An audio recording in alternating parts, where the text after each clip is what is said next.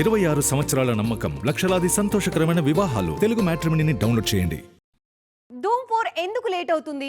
బాలీవుడ్లో అంత క్రేజ్ ఉన్న ఫ్రాంచైజీ విషయంలో నిర్మాతలు ఎందుకు అంత సస్పెన్స్ మెయింటైన్ చేస్తున్నారు? విలన్ దొరకడం లేదా, లేదంటే వాళ్ళు రాసుకున్న స్క్రిప్ట్ మళ్ళీ మళ్ళీ మార్చేస్తున్నారా? పుష్కర కాలంగా ఊరిస్తున్న ధూమ్ 4 వస్తుందా లేదా? చాలా మంది హీరోలు మారినా ఆ సినిమా ఫ్యూచర్ ఎందుకు మారట్లేదు? బాలీవుడ్లోనే కాదు, మొత్తం ఇండియన్ సినిమా ఎదురు చూస్తున్న యాక్షన్ ఎంటర్టైనర్ ధూమ్ 4.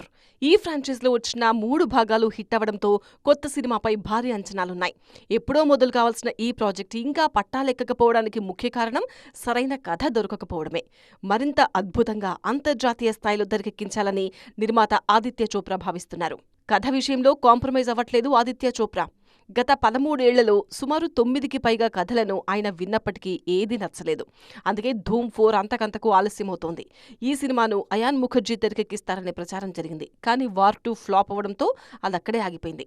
పైగా కథ, స్క్రీన్ ప్లే విషయంలో తనకు పూర్తి స్వేచ్ఛ కావాలని అయాన్ పట్టుబట్టినట్టు వార్తలొచ్చాయి. ఆదిత్య చోప్రాతో అభిప్రాయ భేదాలు రావడంతో అయాన్ ముఖర్జీ రేస్ నుంచి తప్పుకున్నారు. రణబీర్ కపూర్తో ధూమ్ 4 ప్లాన్ చేసినా ప్రస్తుతం లవ్ అండ్ వార్, రామాయణంతో బిజీగా ఉన్నారు. పైగా ధూమ్ 4ను యష్ రాజ్ ఫిలిమ్స్ సీక్వెల్లా కాకుండా కొత్త కథతో ప్లాన్ చేస్తున్నారు. జై, అలీ లాంటి పోలీస్ క్యారెక్టర్స్ కాకుండా కొత్త వాళ్లతో చేయించాలని చూస్తున్నారు. మరిది సాధ్యపడుతుందా లేదా? 26 సంవత్సరాల నమ్మకం, లక్షలాది సంతోషకరమైన వివాహాలు. తెలుగు మ్యాట్రిమోనీని డౌన్లోడ్ చేయండి.